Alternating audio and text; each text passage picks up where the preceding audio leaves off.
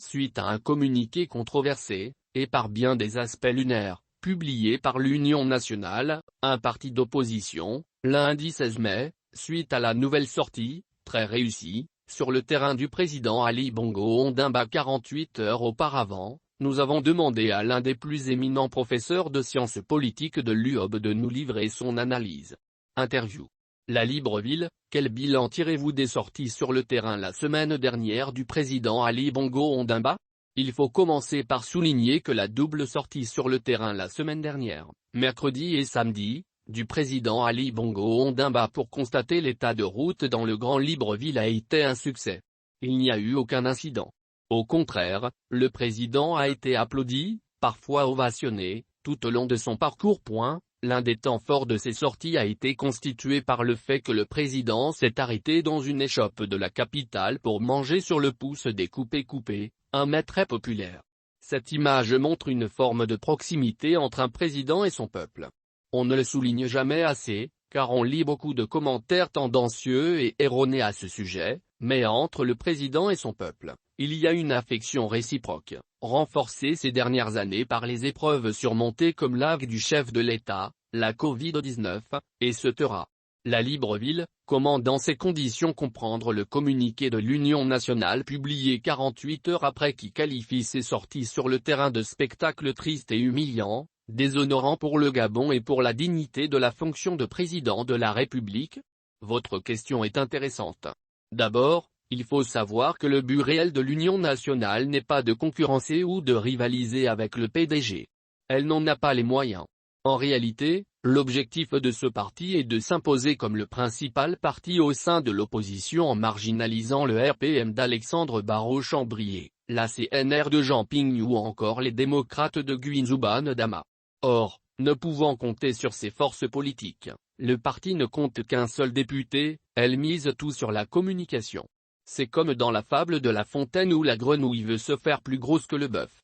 Mais pour se démarquer, il faut être outrancier.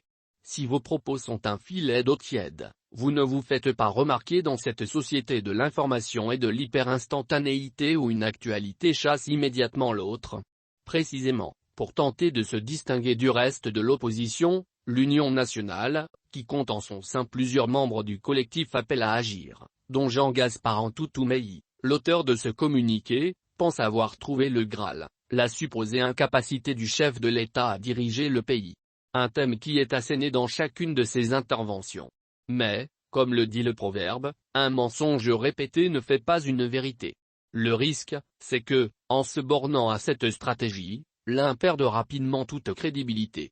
Il est difficile d'entendre que le président est incapable de remplir ses fonctions alors qu'il s'est entretenu 1 heure durant il y a 10 jours avec la secrétaire d'État adjointe des États-Unis, Wendy Sherman, qu'il discute chaque semaine au téléphone avec Emmanuel Macron, Boris Johnson ou ses pairs africains, qu'il se rend à Glasgow pour la COP26 ou à Bruxelles pour le sommet Union européenne-Union africaine, etc.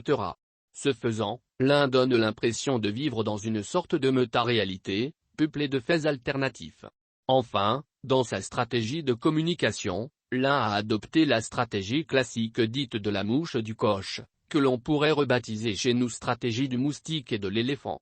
C'est aussi ce que l'on appelle la stratégie du parasite. Comme ce parti n'est pas en mesure sur le plan politique de rivaliser avec le PDG qui est hégémonique, tout le jeu consiste pour lui de titiller le PDG. Mais cette stratégie est à double tranchant, elle permet d'avoir des articles, de faire quelques heures le buzz sur les réseaux sociaux, donc de faire illusion. Mais ça ne permet pas, loin de là, de remporter une élection. Ce que les Gabonais attendent de l'opposition, ça n'est pas de se complaire dans la critique du pouvoir en place. C'est de formuler des idées qui répondent à leurs préoccupations de base, l'emploi, l'éducation, la santé, l'eau, l'électricité, le transport, le pouvoir d'achat, etc. Et, de ce point de vue, force est de constater que le compte n'y est pas. Depuis l'élection de Paulette Missambo à la tête de l'Union nationale, le parti est devenu une machine à publier des communiqués, des tribunes, signés ouvertement ou sous pseudonyme, et dont 95% portent sur le chef de l'État. Tout cela donne l'impression que l'Union nationale n'est pas dans la posture d'acteur de la vie politique, incarnant une possible alternative, mais dans celle du commentateur. Je me répète, mais si ça fait le buzz, ça ne fait pas de voix. Et les voix, c'est ce qui compte en démocratie et non le nombre de clics sur les réseaux sociaux. Cela se vérifiera à nouveau lors des élections de 2023.